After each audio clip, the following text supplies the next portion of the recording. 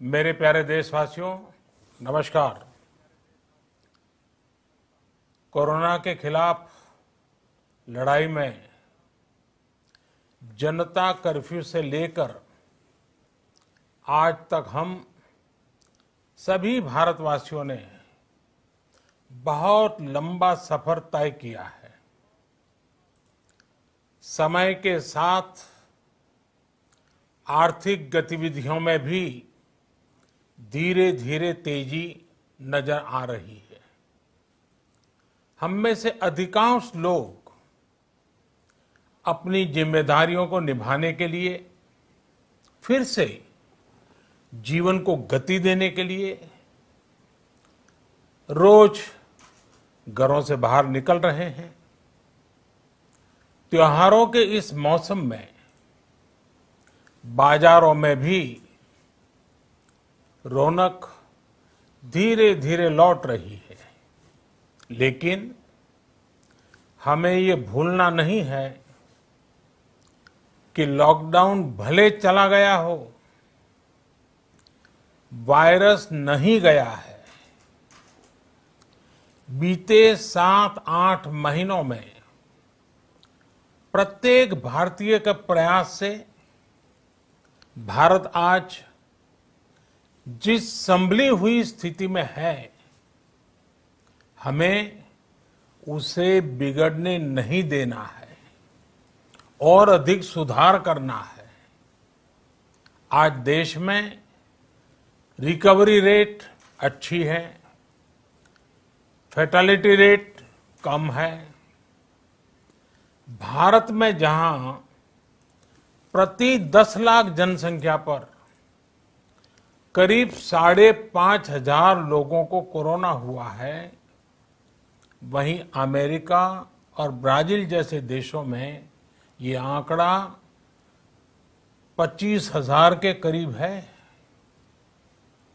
भारत में प्रति 10 लाख लोगों में मृत्यु दर 83 है, जबकि अमेरिका, ब्राजील, स्पेन, ब्रिटेन जैसे अनेक देशों में ये आंकड़ा 600 के पार है।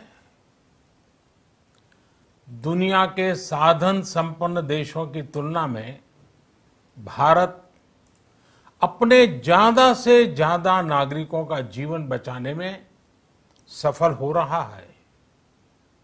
आज हमारे देश में कोरोना मरीजों के लिए 90 लाख से ज्यादा बेड्स की सुविधा उपलब्ध है। 12,000 क्वारंटाइन सेंटर्स है। कोरोना टेस्टिंग की करीब 2,000 लैब्स काम कर रही है। देश में टेस्ट की संख्या जल्द ही 10 करोड़ के आंकड़े को पार कर जाएगी। कोविड महामारी के खिलाफ लड़ाई में टेस्ट की बढ़ती संख्या हमारी एक बड़ी ताकत रही है। सेवा परमो धर्म के मंत्र पर चलते हुए हमारे डॉक्टर, हमारे नर्सिस, हमारे हेल्थ वर्कर्स, हमारे सुरक्षाकर्मी और भी सेवा के भाव से काम करने वाले लोग इतनी बड़ी आबादी की निस्वार्थ सेवा कर रहे हैं। इन सभी प्रयासों के बीच ये समय लापरवाह होने का नहीं है। ये समय ये मान लेने का नहीं है कि कोरोना चला गया या फिर अब कोरोना से कोई खतरा नहीं है। हाल के दिनों में हम सब ने बहुत सी तस्वीरें, वीडियो देखे हैं जिनमें साफ दिखता है कि कई लोगों ने अब सावधानी बरतना या तो बंद कर दिया है या बहुत ढिलाई ले आए हैं। ये बिल्कुल ठीक नहीं है। अगर आप लापरवाही बरत रहे हैं, बिना मास्क के बाहर निकल रहे हैं, तो आप अपने आप को, अपने परिवार को, अपने परिवार के बच्चों को, बुजुर्गों को उतने ही बड़े संकट में डाल रहे हैं। आप ध्यान रखिए, आज अमेरिका हो या फिर यूरोप के दूसरे देश, इन देशों में कोरोना के मामले कम हो रहे थे, लेकिन अचानक से फिर से बढ़ने लगे हैं और चिंताजनक वृद्धि हो रही है। साथियों, संत कबीरदास जी ने कहा है, पक्की खेती देखी के, पक्की खेती देखी के गर्व किया किसान, अजहू जोला बहुत है, अजहू जोला बहुत है, घर आवे तब जान। अर्थात कई बार हम पकी हुई फसल देखकर ही अति आत्मविश्वास से भर जाते हैं कि अब तो काम हो गया, लेकिन जब तक फसल घर न आ जाए तब तक काम पूरा नहीं मानना चाहिए। यही कबीरदास जी कह के गए हैं।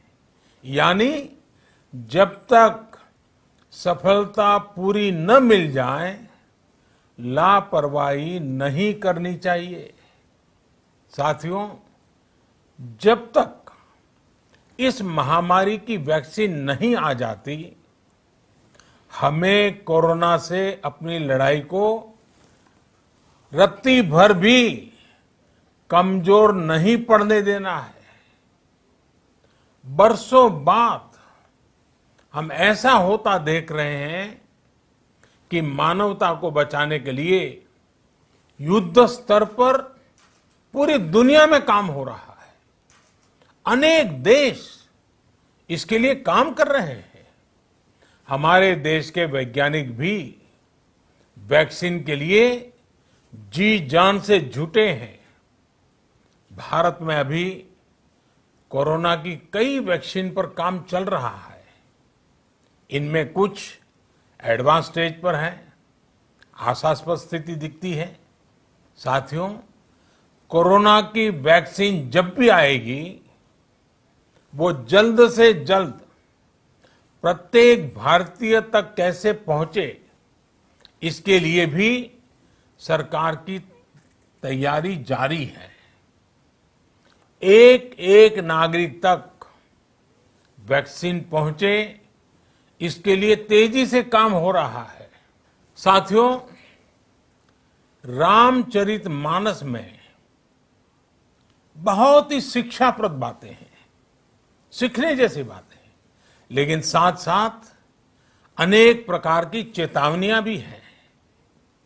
जैसे रामचरितमानस में बहुत बड़ी बात कही गई है, रिपु रुज पावक पाप, रिपु रुज पावक पाप, प्रभु अहि गनीय न छोट करी।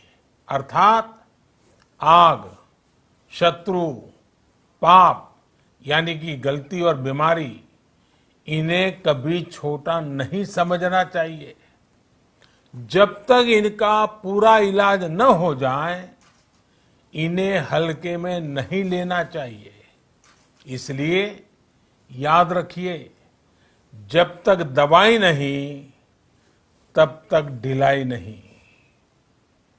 त्योहारों का समय हमारे जीवन में खुशियों का समय है, उल्लास का समय है।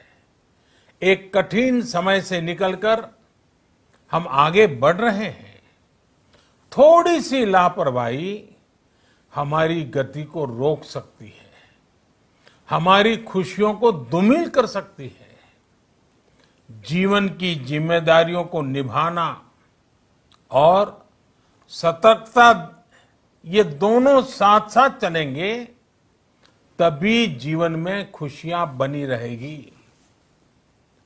2 गज की दूरी, समय समय पर साबुन से हाथ धुलना और मास्क लगाना, इसका ध्यान रखिए। और मैं आप सबसे करबद्ध प्रार्थना करता हूं, आपको मैं सुरक्षित देखना चाहता हूं, आपके परिवार को सुखी देना चाहता हूं। ये त्योहार आपके जीवन में उत्साह और उमंग भरे, ऐसा वातावरण चाहता हूं। और इसलिए मैं बार बार हर देशवासी से आग्रह करता हूं। मैं आज अपने मीडिया के साथियों से भी, सोशल मीडिया में जो सक्रिय हैं उन लोगों से भी बड़े आग्रह से कहना चाहता हूं कि आप जागरूकता लाने के लिए, इन नियमों का पालन करने के लिए जितना जन जागरण अभियान करेंगे, ये आपकी तरफ से देश की बहुत बड़ी सेवा होगी। आप जरूर हमें साथ दीजिए, देश के कोटि कोटि जनों को साथ दीजिए। मेरे प्यारे देशवासियों, स्वस्थ रहिए, तेज गति से आगे बढ़िए और हम सब मिलकर के देश को भी आगे बढ़ाएं। इन्हीं शुभकामनाओं के साथ नवरात्र, दशहरा, ईद, दीपावली, छठ पूजा, गुरु नानक जयंती समेत सभी त्योहारों की सभी देशवासियों को एक बार फिर से बहुत बहुत बधाई देता हूं। धन्यवाद।